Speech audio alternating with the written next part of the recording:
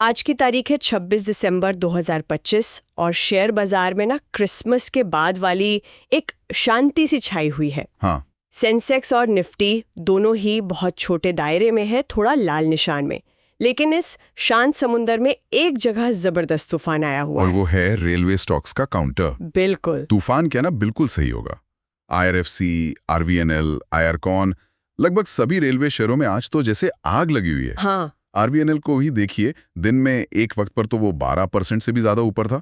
ऐसा लग रहा है मानो किसी ने इन स्टॉक्स में रॉकेट लगा दिया हो। और यही आज का हमारा सवाल है कि जब पूरा बाजार इतना सुस्त है तो अचानक रेलवे स्टॉक्स के पटरी पर इतनी रफ्तार कहाँ से आ गई।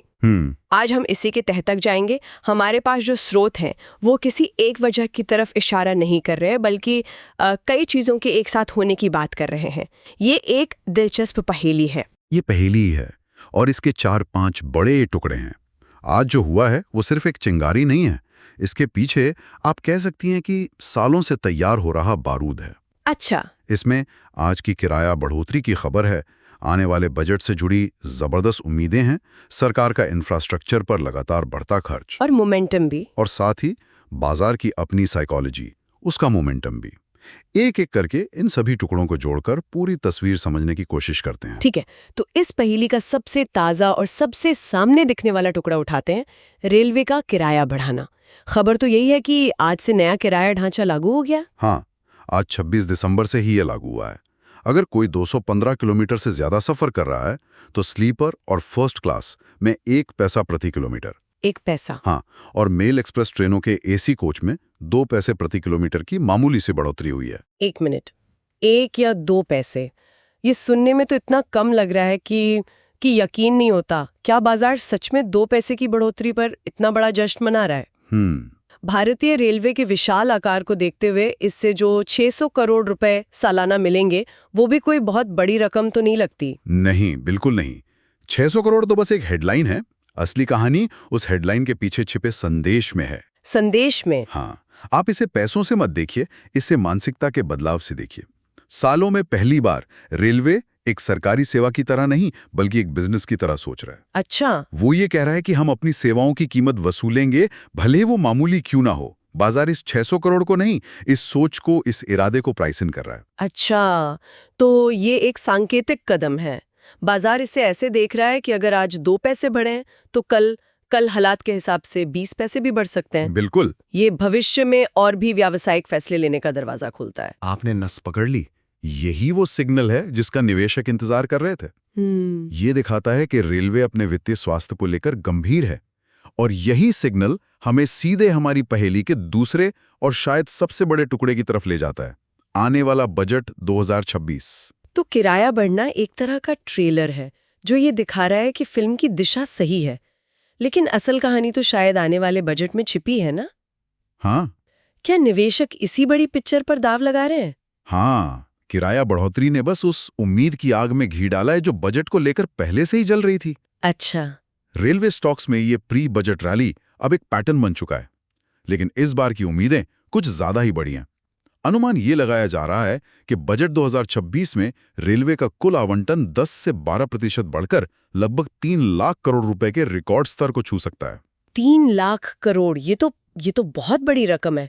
बहुत बड़ी वो है, लेकिन इस बार असली फोकस जहां तक सुनने में आ रहा है वो 2 चीजों पर रहने की उम्मीद है, इंफ्रास्ट्रक्चर और उससे भी बढ़कर सुरक्षा पर। सुरक्षा? हाँ, एक रिपोर्ट के मुताबिक सिर्फ रेल में सुरक्षा के लिए ही बजट में 1.3 लाख करोड़ रुपए से ज्यादा का आवंटन हो सकता है। ये अभूतपूर्व है। वाह! इसमें पुरानी पटरियों को बदलना, सिग्नलिंग सिस्टम को पूरी तरह से आधुनिक बनाना और सबसे जरूरी कवच जैसी टक्कररोधी तकनीक को देश भर में तेजी से फैलाना शामिल है। यहाँ पर बात और भी दिलचस्प हो जाती है। जब सरकार इतना बड़ा खर्च करने की योजना बनाती है, जिसे हम कैपेक्स कहते हैं, तो इसका सीधा फायदा RVNL और आयरकॉन जैसी कंपनियों को कैसे मिलता है? 1 मिनट, लेकिन ये सभी तो सरकारी कंपनियां हैं, तो क्या इनकी ऑर्डर बुक का मजबूत होना बस एक औपचारिकता नहीं है? मतलब सरकार प्रोजेक्ट बना रही है तो काम तो इन्हीं को मिलेगा। इसमें बाजार इतना उत्साहित क्यों हो रहा है? ये एक बेहतरीन सवाल है। हाँ, ये सरकारी कंपनियां हैं, लेकिन अब ये पहले की तरह काम नहीं करती। अब इन्हें भी अपनी क्षमता और मुनाफे को साबित करना होता है। अच्छा। और आपका सवाल हमें सीधे पहेली के तीसरे और सबसे ठोस टुकड़े पर ले आता है, काम का मिलना और उसे पूरा करना। आरवीएनएल और आईकॉन जैसी कंपनियां वो रेलवे की मास्टर कॉन्ट्रैक्टर हैं। मास्टर कॉन्ट्रैक्टर, इसे थोड़ा और आसान करेंगे। बिल्कुल। सोचिए, जब आपको घर बनवाना होता है तो आप एक ठेकेदार को सब कुछ सौंप देते हैं। हाँ। डिजाइन बनाना यानी इंजीनियरिंग, सामान खरीदना यानी प्रोक्योरमेंट, और उसे बनाना यानी कंस्ट्रक्शन। ठीक है, ईपीसी। बिल्कुल, रेलवे के लिए यही काम ये कंपनियां करती हैं। बस इनका प्रोजेक्ट आपका घर नहीं, हजारों किलोमीटर्स के ट्रैक, नए स्टेशन और फ्रेट कॉरिडोर होते हैं। अच्छा। तो जब सरकार 3 लाख करोड़ खर्च करने की बात करती है तो वो पैसा इन्हीं कंपनियों के जरिए जमीन पर उतरता है। और बाकी कंपनियों का क्या, जैसे आईआरएफसी और रेलटेल, उनका क्या रोल है इसमें? उनका भी अपना अपना रोल है। आईआरएफसी यानी इंडियन रेलवे फाइनेंस कॉरपोरेशन इस पूरे खेल का बैंक है।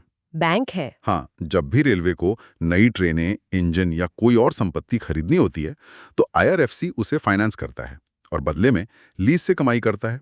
तो जितना ज्यादा खर्च उतना ज्यादा काम आईआरएफसी के लिए। और रेलटेल? और रेलटेल इस पूरे आधुनिक रेलवे सिस्टम की नर्वस सिस्टम है, मतलब तंत्रिका तंत्र। अच्छा। स्टेशनों पर वाईफाई लगाना हो या सिग्नलिंग के लिए ऑप्टिकल फाइबर का जाल बिछाना हो, वो सब काम रेलटेल के पास आता है। नहीं, बिल्कुल नहीं। बल्कि इसलिए बढ़ा क्योंकि बाजार को भरोसा हो गया है कि अगले कई सालों तक सरकार हजारों करोड़ के प्रोजेक्ट्स की बारिश करने वाली है। ये तो पूरी तरह से भविष्य की कहानी पर चल रहा है। बिल्कुल। और यही वो सबसे जरूरी बात है जो स्रोतों में बार बार कही गई है। ये 1-2 साल की बात नहीं है।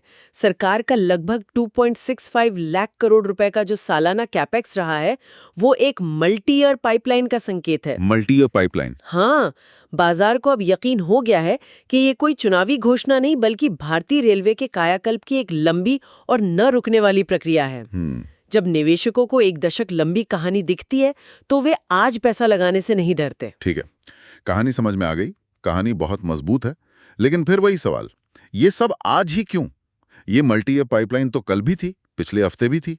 आज अचानक ये 12% का उछाल क्यों आया? और ये हमें हमारी पहेली के आखिरी और सबसे मनोवैज्ञानिक टुकड़े की ओर ले जाता है, वैल्यूएशन और मोमेंटम। वैल्यूएशन। इसे समझने के लिए हमें थोड़ा पीछे 2024 की शुरुआत में जाना होगा। तब भी रेलवे स्टॉक्स हर किसी की जुबान पर थे, है ना? हाँ, मुझे याद है, वो एक तरफा रैली थी, हर कोई उन्हें खरीद रहा था। बिल्कुल। और उसके बाद क्या हुआ? एक बड़ा और तकलीफदेह करेक्शन। हाँ, काफी गिरावट आई थी। कई रेलवे स्टॉक्स अपनी ऊंचाइयों से 30-40% तक गिर गए। वे अचानक हेडलाइन से गायब हो गए। कई महीनों तक एक सन्नाटा पसरा रहा। और बाजार में यही सन्नाटे का दौर होता है जब स्मार्ट निवेशक धीरे धीरे अच्छी कंपनियों में अपनी जगह बनाते हैं। इस गिरावट ने इन स्टॉक्स के वैल्यूएशन को, यानी उनकी कीमत को, काफी आकर्षक बना दिया था। तो ये एक तरह से स्प्रिंग के दबने और फिर जोर से उछलने जैसा है। बिल्कुल। गिरावट ने आधार बनाया और अच्छी खबरों ने उसे उछाल दिया। हाँ, ये एक बेहतरीन उपमा है। और उस स्प्रिंग को दबाने का काम किया था बाजार के डर और मुनाफा वसूली ने। और अब उसे उछालने के लिए एक नहीं बल्कि 3-4 ट्रिगर्स एक साथ आ गए। किराया बढ़ोतरी, बजट की उम्मीदें, नए ऑर्डर्स, सब एक साथ आ गए। इसे ही वैल्यूएशन रीसेट के बाद आई रैली कहते हैं। सही। और जब रैली शुरू होती है तो वॉल्यूम आता है। आज आईआरएफसी में 1500 करोड़ रुपए से ज्यादा के ट्रेड हुए हैं। ये दिखाता है कि जब कहानी में दम होता है तो बड़ा पैसा भी तेजी से आता है। ये पूरी तस्वीर अब साफ हो रही है। लेकिन जब कोई रिटेल निवेशक आज स्क्रीन पर ये 10-12% के हरे नंबर देखता है तो उसके मन में एक ही डर आता है, फोमो। मौका चूक जाने का डर। हाँ, उसे लगता है कि ट्रेन छूट रही है। ऐसे निवेशकों के लिए स्रोतों में कुछ चेतावनियां भी हैं। और ये इस पूरी चर्चा का सबसे जरूरी हिस्सा हो सकता है, क्योंकि जहां बड़ा मुनाफा होता है वहां बड़ा नुकसान भी छिपा होता है। बिल्कुल। मुझे 2021 का बजट याद है। एक ऐसी रेलवे स्टॉक में रैली थी। मेरे एक दोस्त ने फोमो में आके सुबह 10 बजे अपर सर्किट के पास, यानी दिन की सबसे ऊंची कीमत पर खरीद लिया। उसे लगा कि अब ये रुकेगा नहीं। और फिर क्या हुआ?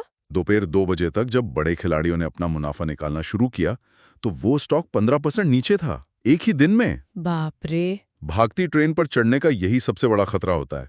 इसलिए सबक साफ है, जिस दिन खबर आए और शेयर का चार्ट एक लंबी हरी मोमबत्ती जैसा दिखे, उस दिन हीरो बनने की कोशिश ना करें। तो सही तरीका क्या हो सकता है? इंतजार करें। हाँ, थोड़ा सब्र करें।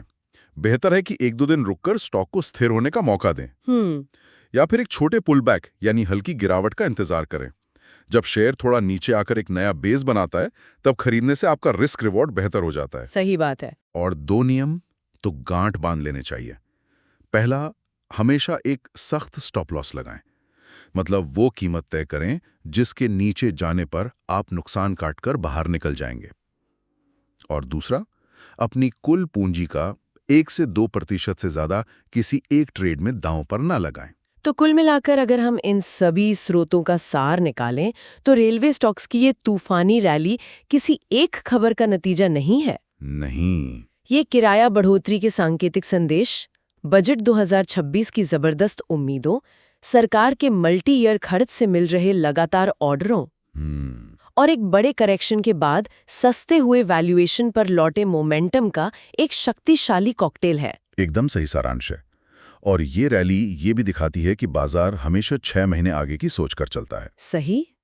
आज जो कीमतों में उछाल है वो भारतीय रेलवे के आधुनिकीकरण और वित्तीय रूप से आत्मनिर्भर बनने की एक लंबी कहानी में बाजार के बढ़ते विश्वास को दिखा रहा है। ये सिर्फ आज की खबर पर नहीं, बल्कि आने वाले कई सालों की उम्मीदों पर आधारित है। इस पूरी चर्चा से एक विचार मन में आता है जिस पर आगे भी नजर रखनी होगी। हम देख रहे हैं कि सरकार भारी निवेश कर रही है और ये सरकारी कंपनियां फल फूल रही हैं। हाँ। लेकिन जैसे जैसे रेलवे में टेक्नोलॉजी और आधुनिकीकरण बढ़ेगा और शायद भविष्य में निजी क्षेत्र की भागीदारी भी बढ़े, क्या इन सरकारी कंपनियों का भविष्य सिर्फ सरकारी ऑर्डरों पर ही टिका रहेगा? ये बहुत दिलचस्प सवाल है। या फिर ये कंपनियां खुद को इतना सक्षम बना पाएंगी कि वे बाजार में निजी क्षेत्र के साथ प्रतिस्पर्धा कर सकें और इनोवेशन के नए मॉडल भी विकसित कर सकें?